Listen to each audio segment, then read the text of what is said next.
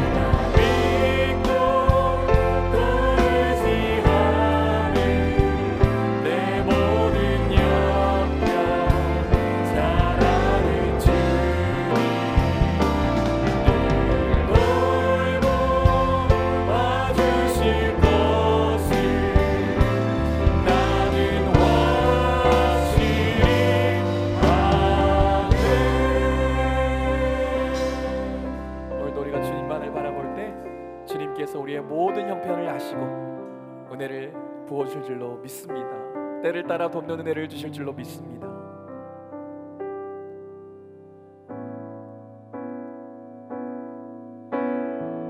이 시간 주님의 보좌 앞으로 나아가실까요? 주의 보좌로 나아갑니다.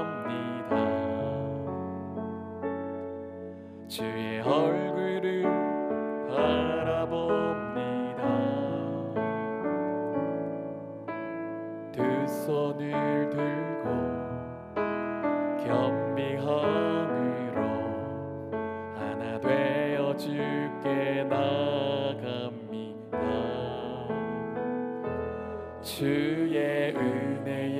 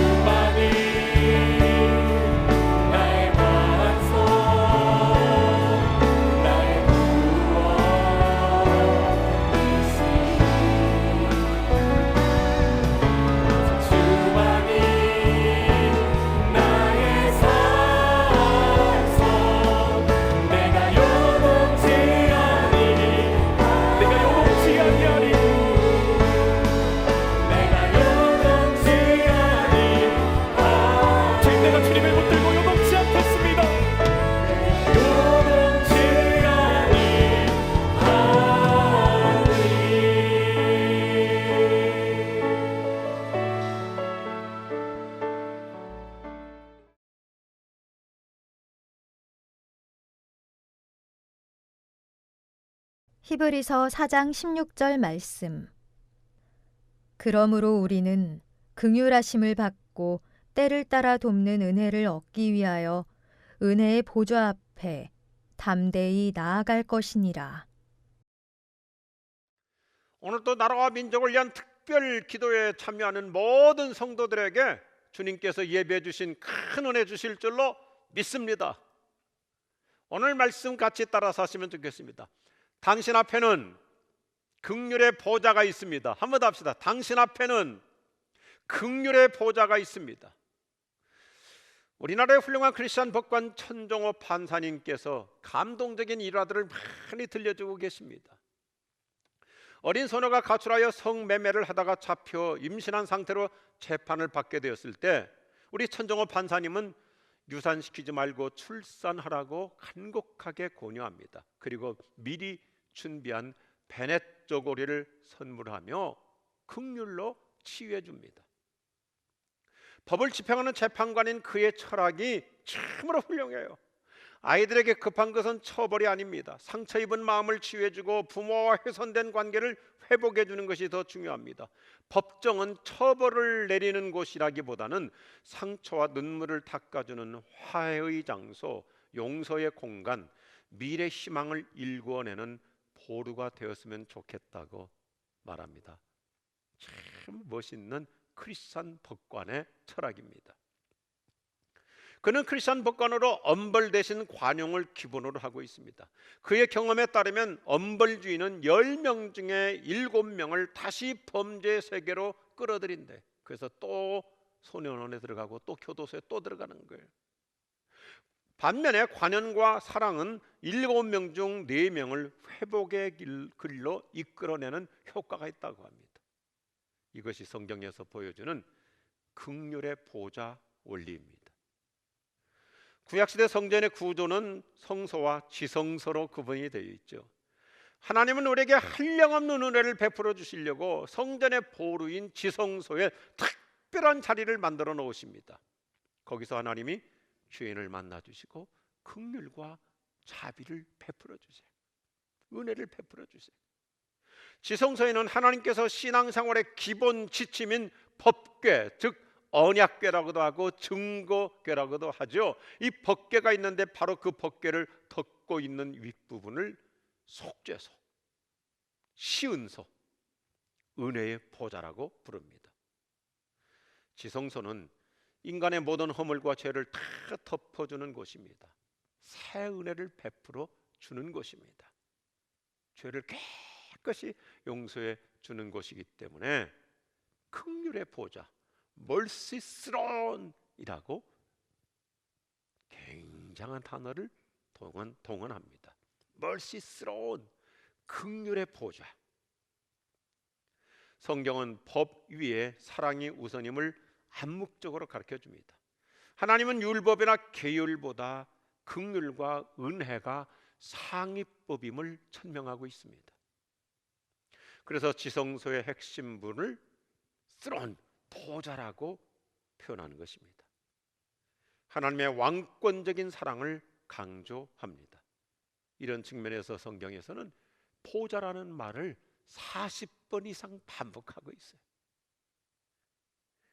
한마디로 지성소는 거룩하신 하나님이 인간의 죄를 용서해 주시는 옥좌입니다.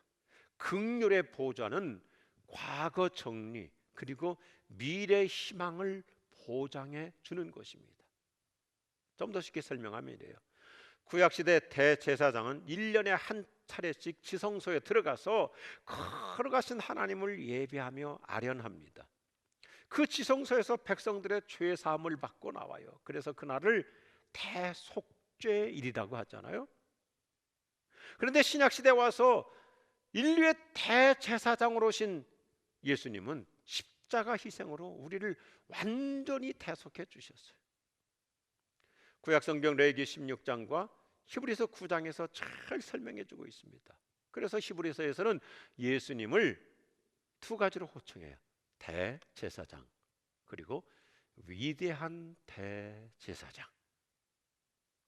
우리를 죄와 심판으로부터 완전히 해방시켜 주시기 때문입니다.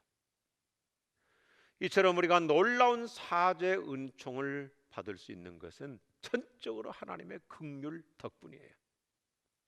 죄인된 인간을 향한 하나님의 애끓는 연정, 측은지심의 사랑, 이것이 긍휼의 본질입니다. 그래서 최근에 새로 번역한 북한 이 평양말 성경에서는 오늘 본문을 매우 감성적인 언어로 표현하고 있어요. 그러므로 은정 깊은 우리 하나님의 왕자로 당당하게 나아갑시다. 거기서 우리는 그분의 은정을 받을 것입니다. 그리고 우리가 그것을 가장 필요로 할 때 우리를 돕는 은정을 얻을 것입니다. 하나님의 따뜻한 사랑의 긍휼을 은정이라고 하는 포근한 단어로 표현해주고 있어요. 그렇다면 오늘 또 이와 같이 영상으로 특별 기도회를 통해서 말씀을 붙잡고 기도하는 우리 모든 성도들에게 주님은 어떤 은정을 베풀어 주실까요? 첫째, 우리의 연약함을 도와주십니다. 이미 언급한 대로 예수님은 우리를 불쌍히 여기시는 긍휼의 대제사장, 위대한 대제사장이십니다. 예수님은 우리의 연약함을 도우시려고 친히 본인이 가난해지셨습니다. 굶으셨습니다. 멸시받으셨습니다. 밤을 지새우며 번민하셨습니다. 슬픔과 고통을 친히 당하셨습니다. 우리의 질병을 짊어지셨습니다. 끝내는 십자가에 못 박혀 죽으셨습니다. 무덤까지도 내려가셨습니다. 지옥의 고통까지도 경험하셨습니다. 그래서 예수님은 오늘 또 상한 갈대를 꺾지 아니하시고 꺼져가는 심지도 끄지 아니하시는 긍휼로 우리를 치유해 주시는 것입니다. 예수님은 나의 아픔을 아세요. 내가 얼마나 힘든지, 내가 지금 겪고 있는 고난, 상처, 외로움, 모든 고뇌를 다 알고 계십니다. 그래서 내가 약할수록 따뜻한 은정을 베풀어 주세요. 측은히 여겨주세요. 불쌍히 여겨주세요. 긍휼을 베풀어 주세요. 인생의 문제는 복잡한 것 같지만 해법은 오히려 단순해요. 주님의 긍휼만이 핵심인 줄로 믿으시면 아멘 하십시오. 약한 나로 강하게, 가난한 날 부하게, 눈먼 날 볼 수 있게 긍휼을 베풀어 주시는 그 예수님, 오늘 그 긍휼의 보좌 앞으로 나오는 심정으로 영상을 통해서도 우리가 함께 기도할 때 여러분이 어느 자리에 있든지, 지금 어느 곳에서 이 기도에 참여하고 있든지 그 자리가 곧 긍휼의 보좌, 그 자리가 곧 치유의 현장이 될 줄로 믿습니다. 두 번째, 우리가 필요할 때 도와주십니다. 하나님은 언제나 타이밍을 맞춰 도와주세요. 가장 적합할 때 도와주세요. 오늘 말씀, 그러므로 자비하심을 얻고 필요할 때 도우시는 은혜를 얻게 하여 은혜의 보좌 앞으로 담대히 나아갑시다. 여기 필요할 때 도우신다는 말은 제때 도우신다는 뜻이, 적합한 때 도와주신다는 뜻이. 문자적으로 엄마가 아이의 비명소리를 듣고 달려가서 돕는다는 뜻입니다. 신속한 도움을 말합니다. 하나님은 급하게 서두르지도 않으시지만 늦게 역사하시지도 않습니다. 가장 적합할 때 최상의 방법으로 은혜를 주실 줄로 믿습니다. 그래서 어떤 신학자는 하나님의 응답은 언제나 진행형이다라고 표현합니다. 때를 따라 때에 맞게 제때 도와주십니다. 가장 적합하게 도와주십니다. 절묘하게 긍휼을 베풀어 주십니다. 오늘 우리 한국교회가 이와 같이 기도하는 영성을 갖고 나갈 때 하나님은 저와 여러분 삶의 현장에서 가장 적합할 때 가장 적합한 방법으로 도와주실 줄로 믿으시면 아멘 하십시다. 그래요. 우리는 때에 맞게 도와주시는 은혜를 받게 하여 늘 하나님의 은혜의 보좌 앞으로 긍휼의 지성소로 나올 수 있기를 바랍니다. 우리가 주님의 보좌 앞에 나오기만 하면 주님은 쌓아두셨던 은혜, 준비해 두셨던 은혜를 우리에게 베풀어 주시는 줄로 믿습니다. 우리가 십자가의 긍휼을 의지하기만 하면 우리의 연약함을 도와주십니다. 우리가 가장 필요할 때 기꺼이 도와주십니다. 당신 앞에는 긍휼의 보좌가 있음을 믿으시기 바랍니다. 할렐루야.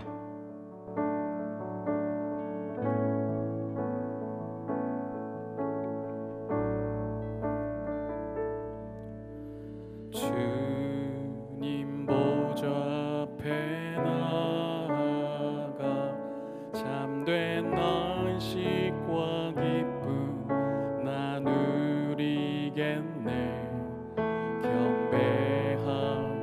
주의 얼굴 구할 때 신실하신 주님 찬양해.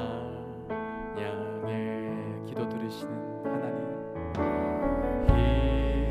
기도 들으시는 하나님, 폭풍 속에 내 등불 내 노래시라. 주의 날개 아래서 내 맘 쉬리니 신실하신 주님 찬양해. 신실하신 하나님, 신실하신 주,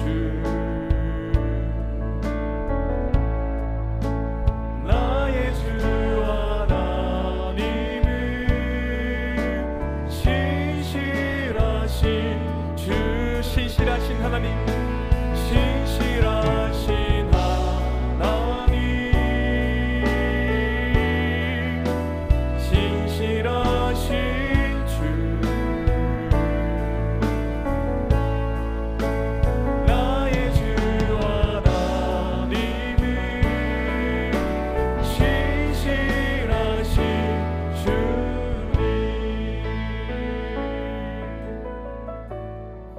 이 시간 말씀을 기억하며 기도하실 때 오늘도 우리의 연약함을 체휼하시는 주님을 바라보게 하여 주시옵소서.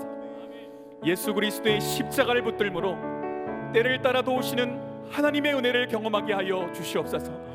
날마다 우리의 소망 되신 주님을 붙들고 믿음으로 굳건하게 서게 하여 주시옵소서. 이 시간 주여 한번 부르고 간절히 기도하시겠습니다. 주여,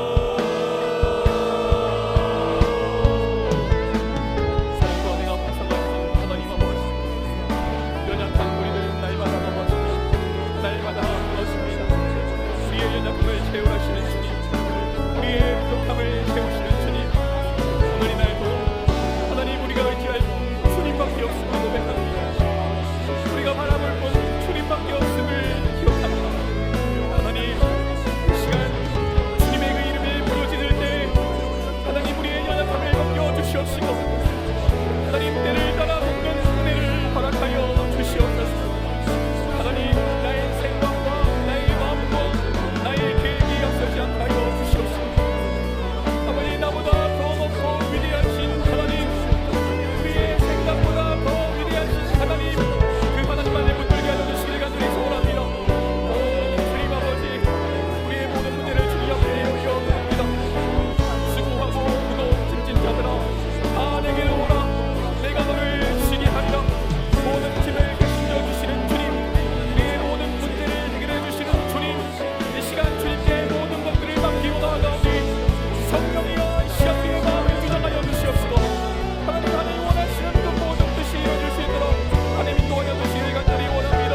하나님 아버지의 사랑으로 감사하신 그 주님 앞에 오늘도 우리가 우리 들고 나아가오니 하나님 오늘도 국민과 자비를 베풀어 주시옵시고 하나님 그 신도대로 덮어 주시옵소서. 하나님께서 인도하여 주시옵소서. 이 시간 나라와 민족을 위해서 기도하실 때 코로나19의 지역 감염이 더 이상 확산되지 않게 하여 주시옵소서. 코로나 바이러스가 성령의 불로 소멸되게 하여 주시옵소서. 특별히 이 땅의 백성들이 하나님 앞에 겸손히 무릎 꿇게 하시고 무너진 모든 영역들이 하루속히 회복되게 하여 주시옵소서. 이 시간 나라와 민족을 위하여 주여 한번 부르고 기도합니다. 주여,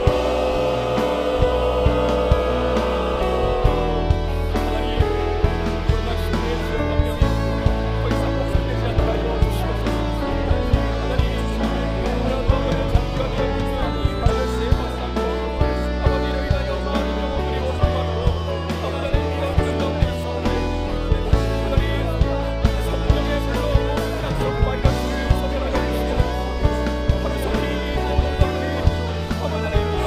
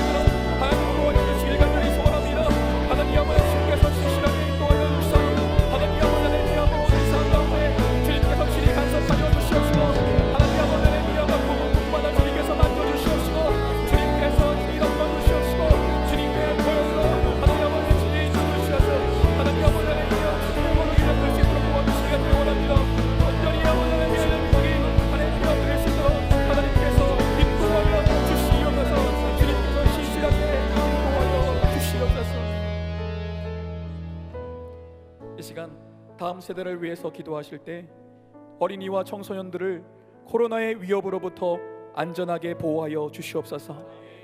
변경된 학사 일정으로 인해 어려움이 생기지 않게 하여 주시옵시고, 각 가정들을 주님의 보혈로 덮어주사 가정마다 영적 기념비가 세워지게 하여 주시옵소서. 이 시간 우리 다음 세대를 위하여서, 각 가정을 위하여서 주여 한번 부르고 간절히 기도하시겠습니다.